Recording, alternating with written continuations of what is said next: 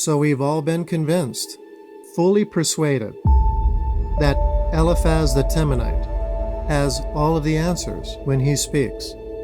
This is what Job chapter 4 verse 1 tells us.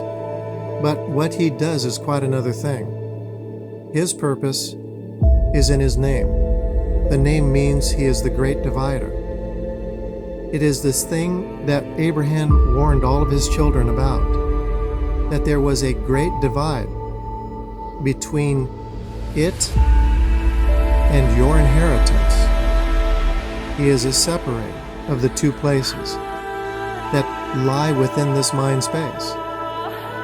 In verse 2, he speaks to Job in a conversation, convincing him to forbear this appointed time that was given to all men, that this fire would renew them of this whisper that has taken place in their minds. The verse says, if we test this thing, as he asked Job, spoken of that is appointed to you, can it be wearied? And if we detain him from speaking, he's simply saying we can hold him back from his myriad of questions.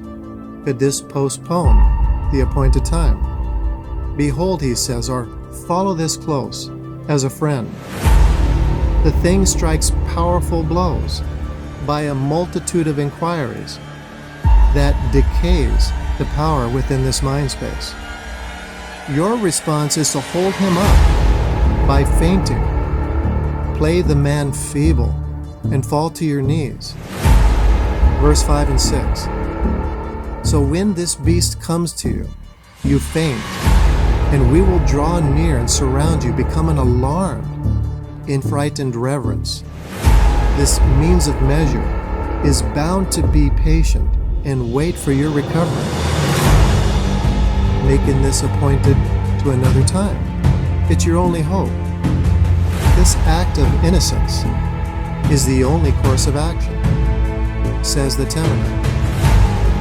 Verse 7, the mark applies fire to the flesh.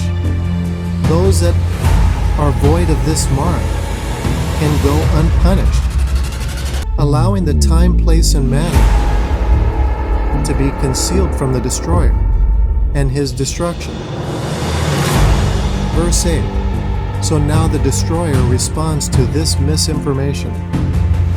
He says, in my eyes, or the way I see this, those that keep silent to be left alone or run and hide, and those that plant the seeds of mischief in the minds of these men are the same fruit bearing from the same tree.